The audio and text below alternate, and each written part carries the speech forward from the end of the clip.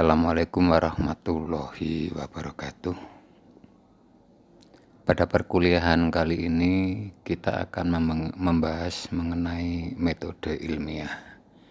Jadi pada perkuliahan yang lalu kita sudah membahas bahwa untuk mencari atau menuju kebenaran itu banyak cara, yang dimana salah satu cara untuk mencari kebenaran itu melalui suatu metode yang kita sebut sebagai metode ilmiah.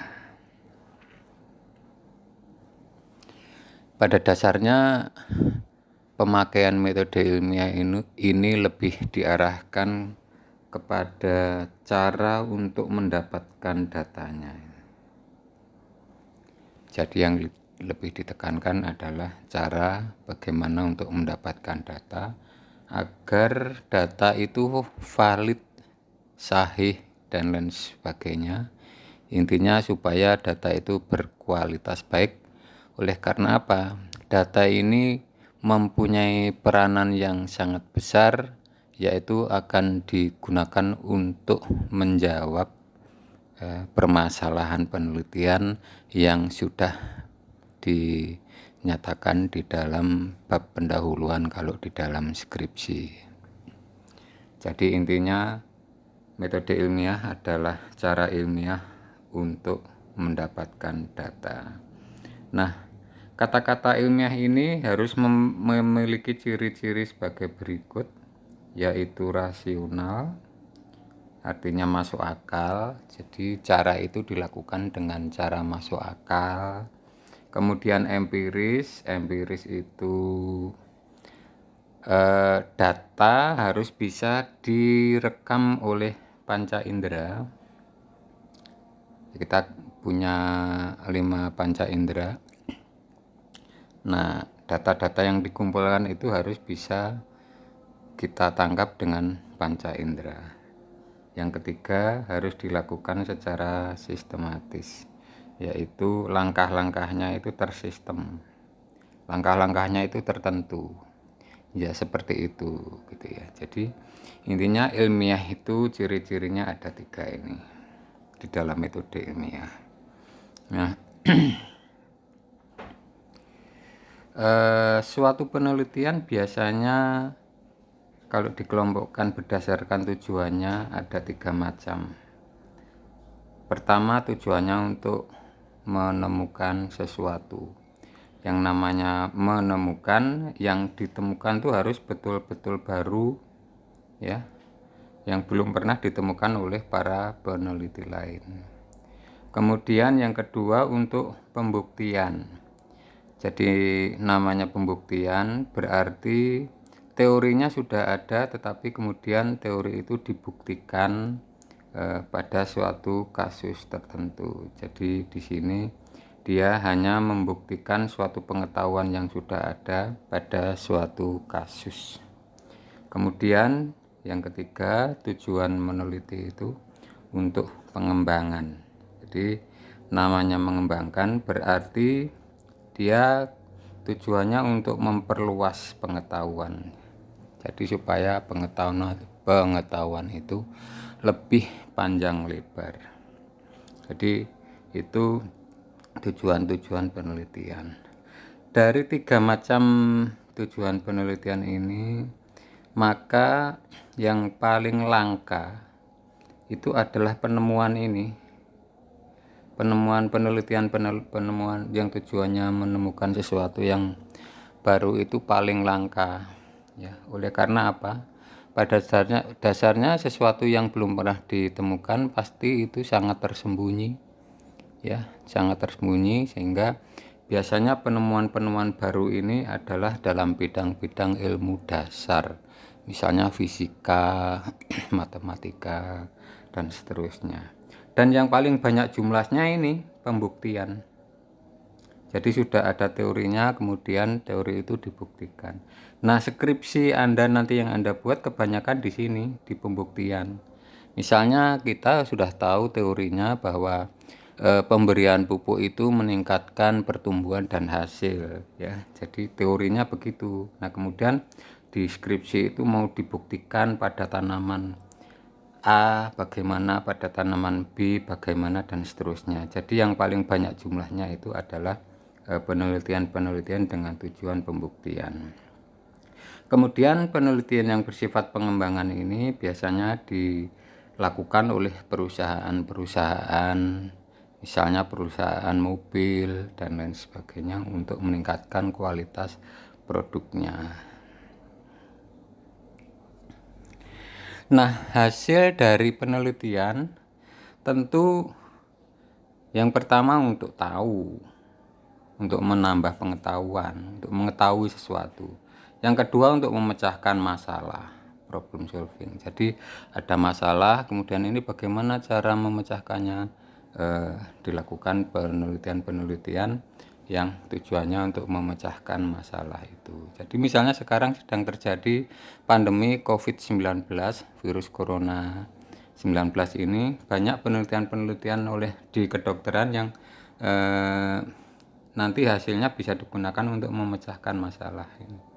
Ya, salah satunya misalnya dosen ITB yang membuat masker dengan penghangat udara. Itu penelitian pemecahan masalah. Kemudian bisa digunakan untuk mengantisipasi atau untuk meramal. Sesuatu antisipasi, meramal itu berarti adalah sifatnya ekstrapolasi. Kata lainnya ekstrapolasi. Jadi jika misalnya begini, jika pemupukan itu dari dosis 0, 1, 2, 3 kuintal hasilnya terus meningkat, nah itu peneliti bisa membuat antisipasi kira-kira kalau 5 kuintal mungkin masih meningkat lagi. Ya, jadi itu ekstrapolasi namanya. Itu adalah kegunaan-kegunaan penelitian. Pada minggu yang lalu kita sudah membahas tentang adanya berbagai metode di dalam orang menuju atau mencari kebenaran. Ini kita ulang sedikit ya. Pertama ada metode trial and error, metode kewibawaan, metode periode spekulasi dan argumentasi, kemudian periode hipotesis dan eksperimen. Yang sekarang kita berada dalam periode hipotesis dan eksperimen. Jadi setiap kali kita menggunakan metode ilmiah mesti mengandung hipotesis. Kemudian di dalam mengumpulkan data biasanya selalu ada eksperimen. Anda nanti membuat skripsi juga ada ini, ada hipotesis, kemudian ada percobaannya. Ya, jadi kita dalam periode ini biasanya. Ini metode periode trial and error itu paling awal ya. Jadi trial and error sesuai dengan namanya itu adalah coba-coba. Ya, jadi itu sejalan dengan cara-cara berpikir para penelitinya ya. Jadi cara berpikir besar perkiraan dan seterusnya. Ini kita tidak usah ulang, minggu yang lalu kita sudah membahas cara berpikir dengan menggunakan kekuatan gaib ya. Misalnya dengan cara pergi ke pantai selatan, kemudian memasang sesaji kepada Nyi Roro Kidul ya. Nah, kemudian dapat bisikan dari Nyai Roro Kidul dan seterusnya. Kemudian periode kewibawaan, pada kuliah yang lalu saya memberikan contoh misalnya ketika Indonesia mempunyai Presiden Soekarno ya. Di situ apapun yang dikatakan oleh Presiden Soekarno seolah-olah itulah benar. Kemudian ada kebetulan, ada trial and error ya, jadi coba-coba, trial and error. Kemudian ada lagi spekulasi. Spekulasi dibandingkan dengan yang tadi, yang trial and error di atas tadi, nilainya lebih bagusan di spekulasi. Sebab kalau di cara berpikir trial and error ini dia hanya coba-coba ya, tetapi kalau di spekulasi itu sudah berdasarkan pertimbangan-pertimbangan tertentu. Jadi sudah memasukkan logika di sini. Ya, jadi itu cara-cara berpikir. Nah, ada istilah cara berpikir deduksi. Minggu yang lalu sudah ya.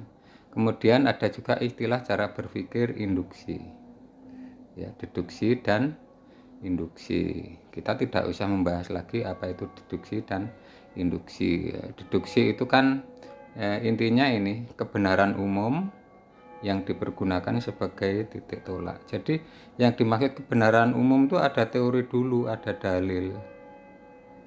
Tadi contoh saya memupuk itu dalilnya kan memperbaiki pertumbuhan, itu kebenaran umum. Nah, kemudian teori kebenaran umum itu dicobakan kepada tanaman padi misalnya. Nah, itu deduksi ya. Sedangkan yang induksi itu eh, dari kasus-kasus individu digunakan untuk membuat kesimpulan. Jadi itu induksi. Maksudnya ada data, nah dibuatlah kesimpulannya. Jadi di sini dasar membuat pola pemikirannya adalah dari data-data. Ini contoh-contoh cara induksi, ya, dibaca sendiri. Contoh lagi cara induksi. Jadi dari penjelasan di atas, maka ini kesimpulan dari pengertian metode ilmiah. Metode ilmiah itu merupakan kombinasi dari cara induksi dan deduksi secara silih berganti. Jadi gantian. Kadang induksi, kadang deduksi. Ya. Ketika Anda nanti di dalam membuat skripsi mengambil teori, itu deduksi. Jadi ada teorinya, ada dalilnya, kemudian diterapkan kepada suatu kasus skripsi Anda. Nanti ketika Anda mengolah data, mengambil data dari data, kemudian Anda berusaha mengambil kesimpulan, itu induksi. Jadi nanti pada skripsi Anda ya di sini mengkombinasikan pola pikir induksi dan deduksi secara silih berganti.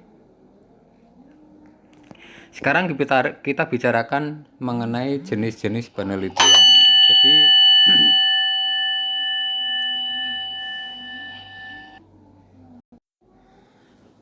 yang dimaksud dengan jenis-jenis penelitian ini adalah upaya manusia di dalam mempelajari penelitian supaya lebih mudah pemahamannya. Cara mereka menggolongkan atau mengelompokkan jenis-jenisnya ada yang berdasarkan datanya. Ya, dari data itu muncul istilah penelitian primer, muncul istilah penelitian sekunder. Penelitian primer itu yang bagaimana? Yaitu yang datanya didapat langsung dari memungut datanya itu dari lapangan. Kalau yang penelitian sekunder, datanya itu diambil dari sumber kedua. Ya. Misalnya data yang dimiliki oleh Dinas Pertanian, kemudian Anda kumpulkan, Anda olah, nah itu namanya data sekunder. Jadi data Anda mendapatkan datanya itu tidak mengamati langsung, mengamati sendiri di lapangan, tetapi meminjam data yang sudah ada pada orang lain atau lembaga. Nah, pengelompokan yang kedua ada yang didasarkan atas prosesnya, yaitu penelitian observasional dan penelitian eksperimental. Observasional ini adalah penelitian yang mengamati kejadian langsung yang terjadi di alam, ya, jadi di alam. Sedangkan yang eksperimental itu tidak terjadi di alam, hanya bisanya hanya dibuat di dalam suatu percobaan. Jadi datanya ini diambil dari hasil percobaan, sedangkan yang observasional datanya diambil dari alam langsung. Tentu rancangan percobaan metodologinya berbeda antara penelitian observasional dan penelitian eksperimental. Maksud saya cara mengolah datanya itu berbeda. Kemudian ada lagi pengelompokan penelitian berdasarkan metodologinya. Ya, deskriptif, kemudian analitik. Penelitian deskriptif ini adalah penelitian yang hanya mendeskripsi, istilah Jawanya itu nyondro. Apa itu mendeskripsi? Yaitu dia hanya menyebutkan ciri-ciri suatu objek penelitian saja. Misalnya kalau tanaman ya rata-rata tinggi tanaman, jumlah daun. Kalau hanya seperti itu, maka itu kategorinya adalah penelitian deskriptif. Jadi karena hanya mendeskripsikan objek penelitian. Sedangkan pada penelitian analitik ini sudah mengandung suatu analisa. Jadi tidak sekedar menyebutkan tinggi tanamannya sekian, tetapi kemudian dianalisa, misalnya dicari regresinya, ya, dan lain-lain. Jadi sudah mengandung analisa atau analitik. Ini bagan untuk lebih bisa memahami pembagian penelitian-penelitian tadi yang sudah saya sebutkan. Nah, ini deskripsi dari penelitian primer itu bagaimana tadi saya sudah sebutkan. Primer itu datanya belum ada sehingga harus dipungut dari lapangan langsung dan seterusnya. Nah, di dalam penelitian primer itu ada protokolnya. Protokol itu aturan ya. Jadi ada aturan-aturannya ini. Apa? Ada rumusan masalah, ada tujuan, ada hipotesis. Ini kalau di skripsi Anda itu adanya di bab 1 nanti. Kemudian menentukan populasi sasaran. Nah, ini di bahan dan metode. Populasi satu petak percobaannya berapa tanaman dan seterusnya ya. Kemudian melakukan percobaannya. Kemudian membuat rencana pelaksanaannya, tata laksana ya, ini di bahan dan metode. Jadi urutan-urutan pekerjaannya, menyiapkan lahannya bagaimana, menanamnya bagaimana, jadi itu rencana pelaksanaannya. Kemudian mencatat hasil. Jadi data yang dikumpulkan ini yang tadi saya katakan krusial, apa yang dicatat hasilnya. Itu harus sesuai dengan tujuan, ini harus sesuai dengan, jadi pencatatan hasil ini harus mengarah ke sini. Tidak boleh data hasil pencatatannya menyimpang sehingga nanti pada akhirnya tidak bisa digunakan untuk memecahkan masalah ini. Jadi harus ada sinkronnya antara ini dengan ini, harus ada sinkronnya. Kemudian analisis data. Kemudian yang terakhir laporan. Jadi penelitian bagaimanapun ini sudah dilaksanakan, tetapi jika ini belum dilaporkan maka namanya penelitian itu belum selesai. Itu tadi penelitian primer. Nah, sekarang penelitian sekunder, yaitu namanya sekunder, data telah ada.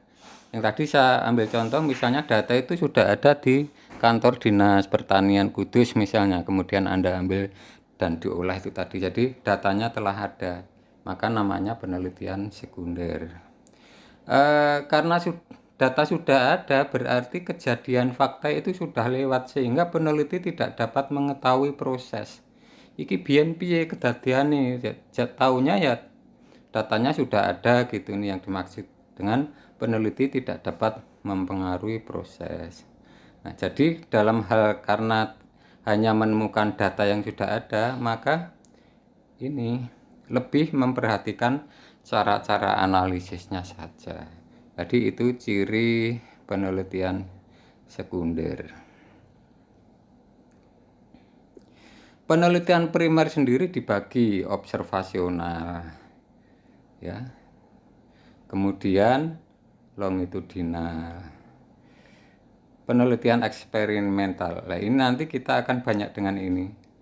Penelitian eksperimental itu artinya untuk mendapatkan data kita melakukan suatu percobaan. Eksperimen itu kan percobaan.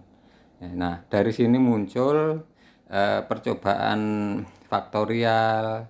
Itu kalau faktornya ada 1 ya. Kemudian sampelnya berapa dan seterusnya. Nah, ini dirancop lah di perdalamnya di mata kuliah perancangan percobaan. Ini saya lewati saja. Jenis penelitian tingkatnya saya lewati, tadi sudah saya jelaskan ini ya. Berdasarkan metodologi saya lewati saja. Kemudian jenisnya berdasarkan pendekatannya, nah ini saya jelaskan sedikit. Penelitian berdasar pendekatannya itu ada penelitian longitudinal, ada penelitian transversal. Yang dimaksud longitudinal apa? dilakukan beberapa kali pengamatan penelitian terhadap objek yang sama dengan suatu periode waktu tertentu. Jadi kalau misalnya nanti Anda membuat pengamatan tinggi tanaman, itu biasanya kan tinggi tanaman diamati umur 2 minggu, 4 minggu, 6 minggu, 8 minggu ya, minggu setelah tanam. Nah, ini kan berkali-kali ya, jarak periode waktu tertentu. Nah, yang demikian ini yang dimaksud penelitian longitudinal ya. Sedangkan kalau penelitian transversal ini pengamatan dilakukan sekali saja. Nah, pada skripsi Anda nanti pengamatan yang dilakukan sekali saja itu misalnya hasil itu kan kebanyakan satu kali panen ya. Jadi satu kali itu saja. Kecuali pada tanaman-tanaman tertentu ya, misalnya mentimun itu kan ada kadang-kadang sampai 4 kali panen ya pada tanaman mentimun. Jadi itu inti pengertian dari penelitian longitudinal dan penelitian transversal. Ini saya lewati saja, tetapi saya sarankan Anda membacanya ya. Jadi penelitian dasar tadi sudah saya singgung di atas apa itu maksudnya. Jadi pada penelitian dasar kebanyakan peneliti ini tidak memikirkan ujung praktisnya. Iki engko arep kanggo apa ora hasil penelitiannya, itu tidak dipikirkan oleh penelitinya ya. Oleh karena tadi penelitian dasar itu banyak dilakukan pada ilmu-ilmu dasar, matematika, fisika, kimia begitu ya. Jadi pada saat dilakukan penelitian belum diketahui persis apakah nanti bisa digunakan dalam hal praktisnya apa tidak. Jadi itu penelitian dasar. Kalau penelitian terapan ya jelas hasilnya nanti akan segera diterapkan untuk memecahkan suatu masalah ya, digunakan segera. Tadi saya ambil contoh sekarang sedang pandemi COVID, maka hasil penelitian kedokteran segera harus segera diterapkan. Jadi kalau berkepanjangan nanti segera kehilangan waktunya. COVID-nya udah selesai, hasil penelitiannya belum ada. Nah itu jelek kalau seperti itu penelitian terapannya.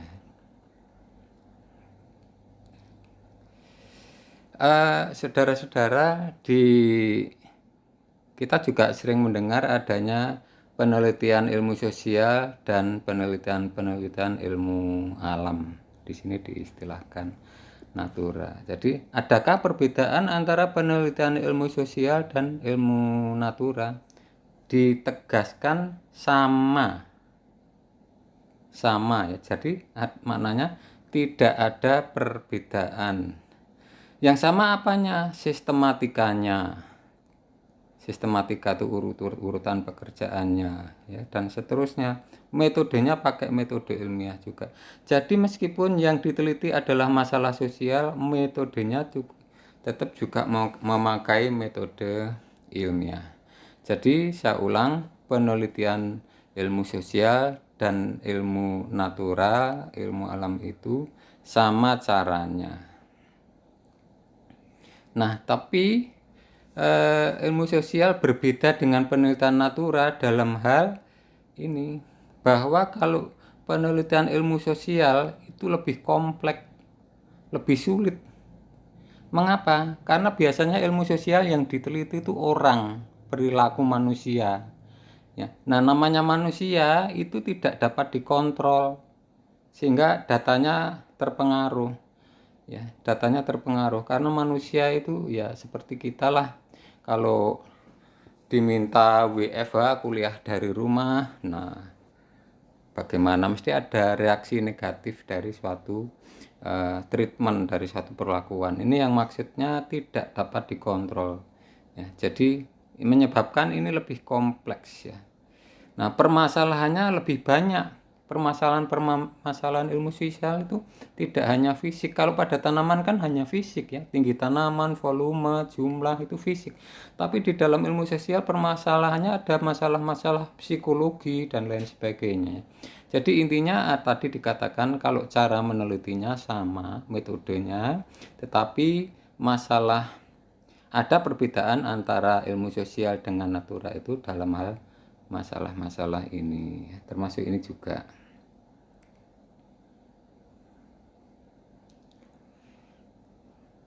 Ini juga masih mendeskripsikan bagaimana ilmu natura, bagaimana ilmu sosial. Jadi nanti dibaca sendiri.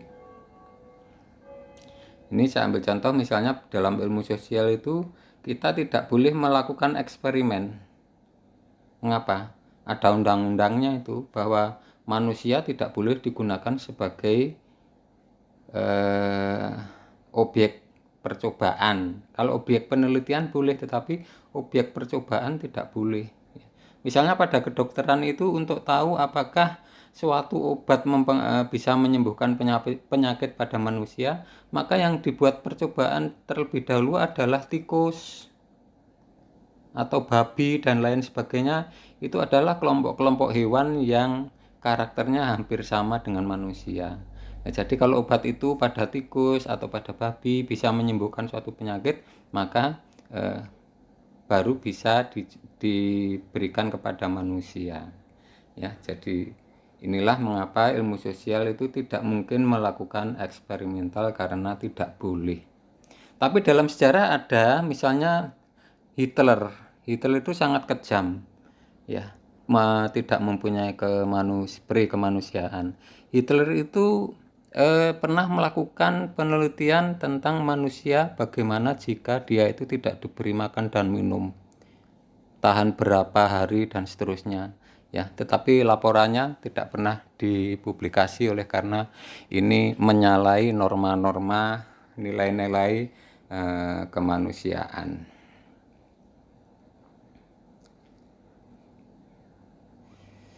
Nah, berikutnya syarat untuk berhasilnya suatu penelitian. Ini ada beberapa nasihat ya dari para pakar peneliti supaya penelitian kita berhasil itu apa? Ya harus ada dukungan, harus ada penunjang. Apa itu? Sarana, prasarana.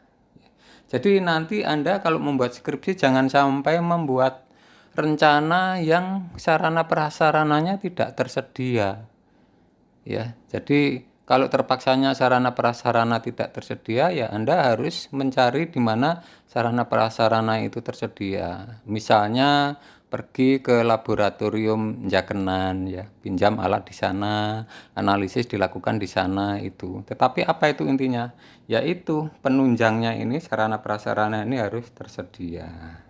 Ya, kemudian berikutnya faktor peneliti harus kuat. Saya sering menasihati jika Anda mau meneliti itu pertama senanglah kepada tanamannya. Nah, ini faktor peneliti. Senang opo, jangan dipaksa jika tidak senang terhadap hal itu, kemudian Anda akan meneliti hal itu. Ini adalah faktor penelitinya. Kemudian juga kalau Anda misalnya pinternya pembiayaan vegetatif, ini kan faktor peneliti. Ya sebaiknya Anda membuat rencana penelitiannya ya tentang pembiayaan vegetatif. Anda pandai bagus dalam hal nilai misalnya ilmu tanah.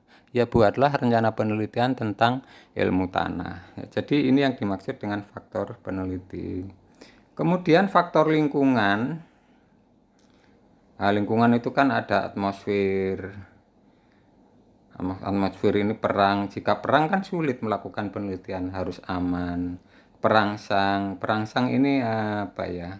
Kalau seorang melakukan penelitian diberi bonus, diberi uang, jadi dirangsang dan lain sebagainya itu bisa meningkatkan tingkat keberhasilan suatu penelitian.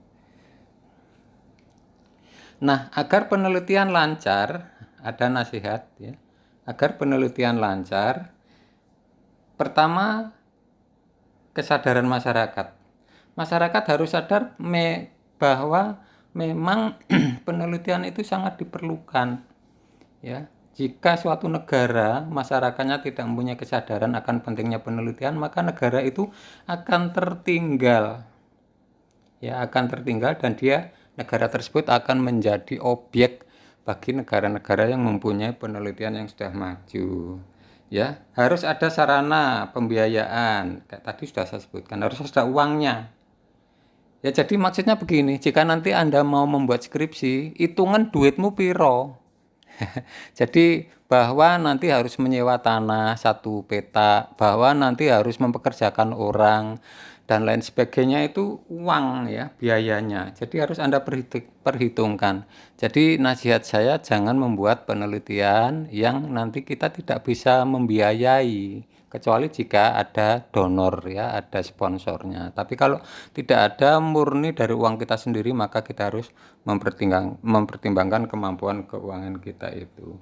Kemudian hasilnya itu harus segera diterapkan, jangan ditunda-tunda. Jadi ini sering terjadi ya, mahasiswa itu sudah selesai penelitian di lapangannya ya, percobaannya sudah selesai, tapi laporannya tidak segera dibuat, menunggu kalau sudah mau wisuda. Nah itu salah, itu artinya hasil penelitiannya tidak segera dilaporkan atau tidak segera diterapkan. Komisi Sarjana mungkin akan membuat aturan baru untuk membatasi ini ya. Jadi selambat-lambatnya sekian bulan itu laporan harus sudah dibuat. Ini untuk jagani mahasiswa yang suka molor di dalam membuat laporan penelitian itu. Kemudian harus ada kebebasan. Ya, jadi ini yang biasanya kalau dalam tahap proses membuat skripsi itu faktor kebebasan ini ada dalam hubungan pembimbingan dengan dosen pembimbing ya. Ada dosen pembimbing yang sangat mendikte, kamu harus begini, sehingga mahasiswa itu seolah-olah hanya disuruh bekerja, tidak punya idenya sendiri, tidak bisa dilaksanakan. Jadi ini kebebasan. Nah, seseorang yang merasa tidak bebas, tidak melaksanakan keinginannya sendiri, ya bisa mengganggu lancarnya penelitian, bisa aras-arasen dia, karena dia seolah-olah hanya disuruh saja. Ya.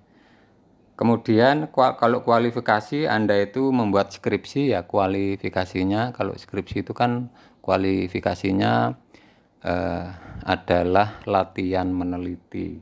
Nanti kalau sudah pasca sarjana S2 ya ataupun S3 doktoral, itu kualifikasinya beda dengan skripsi.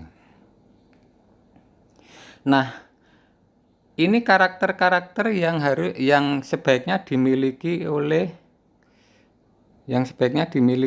peneliti. Ya. Jadi orang yang mau meneliti harus punya daya nalar. Mengapa? Ya karena tadi syarat metode ilmiah itu harus menggunakan logika. Maka seorang peneliti yang daya nalarnya rendah, ya nanti nilainya hasilnya tidak bisa bagus. Jadi oleh karenanya ya, kalau skripsi memang Anda seorang mahasiswa dan skripsi harus dibuat, nanti akan ada perbedaan-perbedaan kualitas skripsi antara mahasiswa satu dengan yang lain. Salah satunya adalah disebabkan oleh daya nalar yang berbeda dari mahasiswa satu dengan mahasiswa yang lain ya. Jadi itu yang dimaksud dengan daya nalar. Mengapa daya nalar diperlukan? Karena untuk memberi alasan. Ya jadi nanti setelah data didapat, loh datanya kok ngene, harus kewajiban peneliti harus memberi alasan. Kok iso ngono piye? Nah itu kan logika, menalar. Manakala daya nalarnya rendah, ya nggak bisa membuat alasan atas data yang diberikan. Kedua, orisinalitas. Orisinil itu asli artinya. Maksudnya apa? Penelitian itu kalau bisa orisinil, asli ide sendiri. Ya, jadi ini yang sering terjadi pada mahasiswa, sulit melaksanakan, menceritakan orisinalitas penelitiannya itu berada di mana. Jadi ini letaknya di latar belakang. Orisinalitas itu ceritanya ada di latar belakang. Jadi pada latar belakang itu kan harus menjawab mengapa meneliti itu. Itu kan sudah diteliti orang lain, yang jurnal-jurnalnya kamu sudah kutip itu tuh.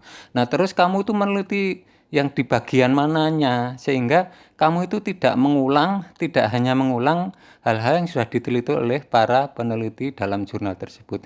Ini yang dimaksud dengan orisinalitas. Ya, jadi ini mahasiswa sering gagal menjelaskan tentang orisinalitas penelitiannya. Jadi yang terjadi banyaknya adalah mahasiswa hanya mengumpulkan jurnal-jurnal, tetapi terus penelitianmu manggone ndi-endi itu tidak bisa menjawab. Kemudian yang ketiga, peneliti harus mempunyai daya ingat. Ya tentu kita harus mempunyai daya ingat yang kuat, ya.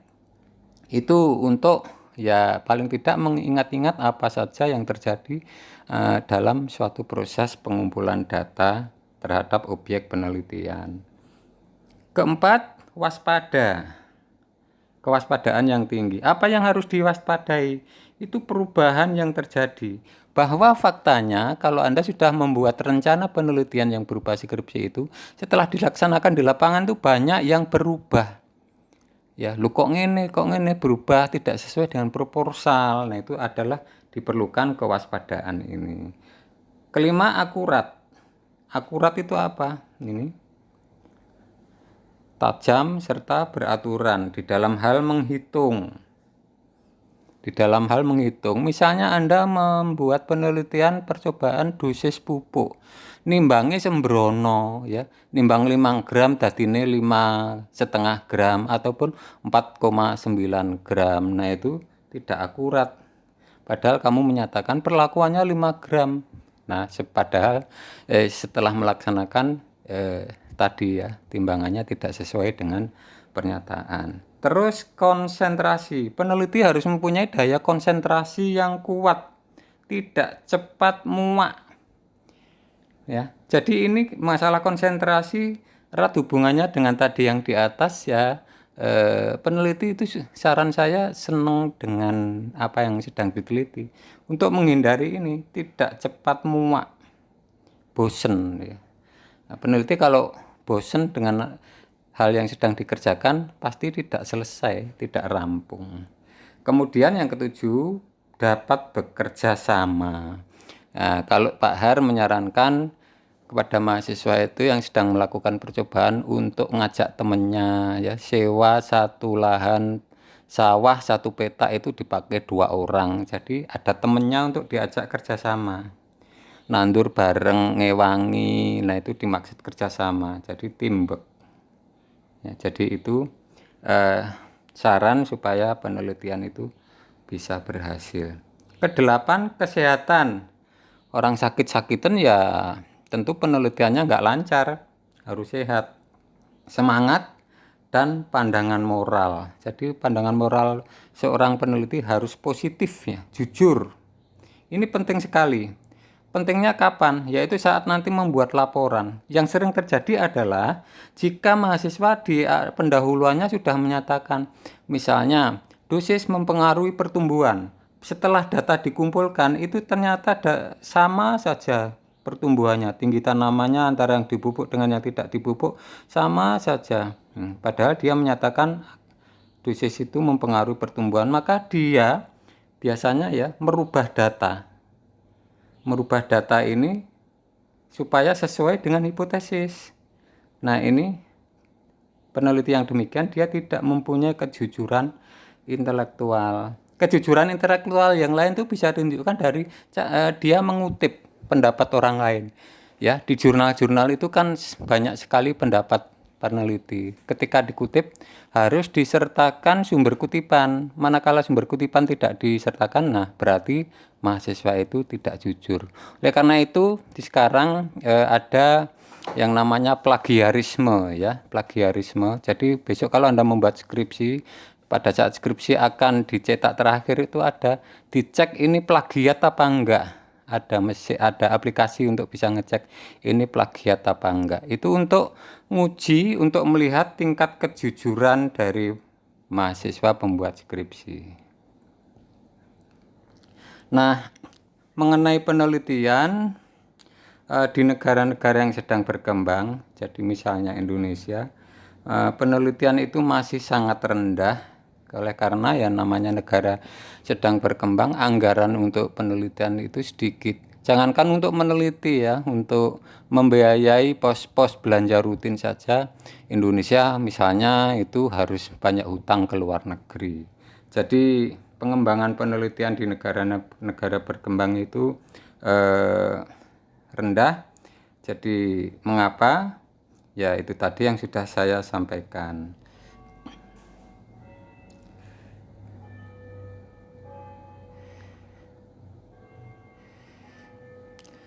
Saudara-saudara, saya akhiri sampai di sini dulu. Minggu depan kita lanjutkan dengan membahas proses penelitian. Terima kasih, semoga bermanfaat. Wassalamualaikum warahmatullahi wabarakatuh.